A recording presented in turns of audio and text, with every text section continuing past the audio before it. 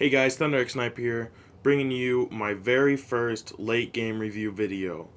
I mentioned in my first video I uploaded that I would be doing these, and all it really is a review video over a game, but not a really new game, but a game that's been out for a while and the devs are mostly finished or completely finished with it.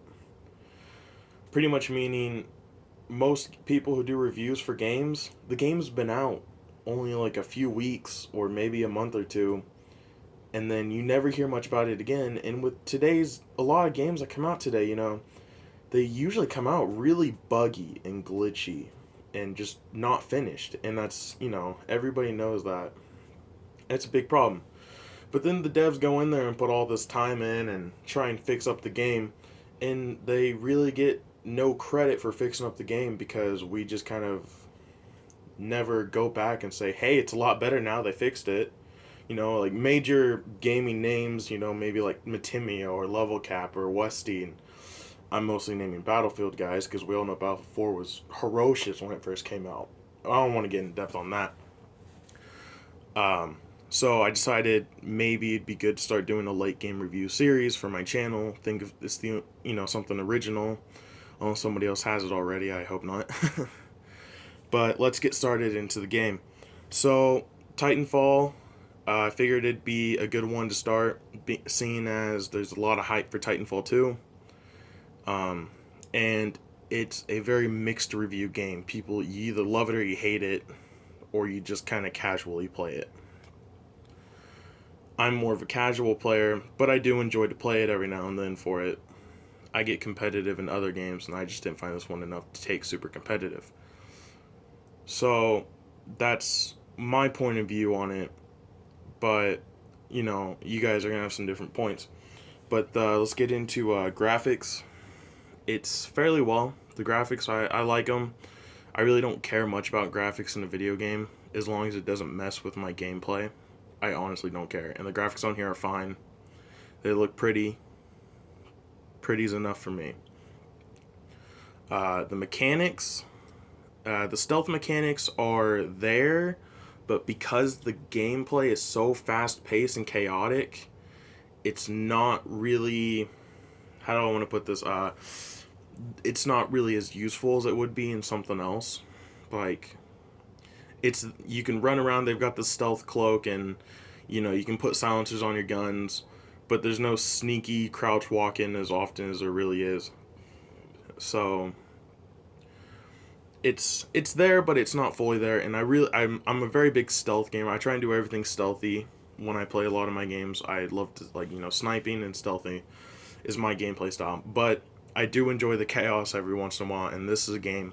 If you like chaotic, fast-paced games, this is it for you. I mean, it's great. It's pretty balanced weapon-wise for the pilots, and the pilots are who you play as a human pretty much. In case just to clarify that for people who really don't play the game. The gun balancing is pretty well. The snipers are not overpowered or underpowered. The shotguns are not overpowered or underpowered. The assault rifle is not underpowered or overpowered. The light machine gun wouldn't be bad for a buff, but it also just could be that I'm not good at using it, so it could be totally balanced. I'm not much of a light machine gun guy. So submachine guns and carbines and pretty much everything's pretty balanced. The only problem with their weapon balancing would have to be the smart pistol. And anybody who plays this game knows exactly what I'm talking about. That's the pistol to where all you have to do is stand there, look at somebody, and it does all the aiming for you, and it'll fire like 3 shots square to the head, and it's over. You pretty much win every gunfight unless you're playing somebody who knows how to counteract it. Shotguns are really good for counteracting it or keeping a good distance.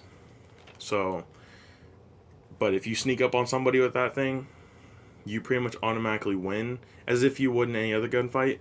But even if they, even if you guys just turn a corner into each other, if they don't have that shotgun, and they don't get mostly headshots, you pretty much win the firefight. And it's a big weapon that a lot of people didn't care for in the game because it took zero skill to use.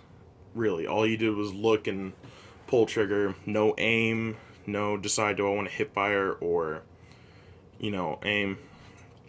It's just a big, just take it out of the game. Honestly, that's my point of view on it. Take it out of the game.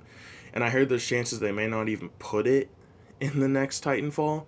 So if that's true, I'm really excited for that. Moving on, the Titans. I love the mech warfare in here because I've never been much of a mech warfare guy. I was like, I'd rather be a person. I'd rather be the human being.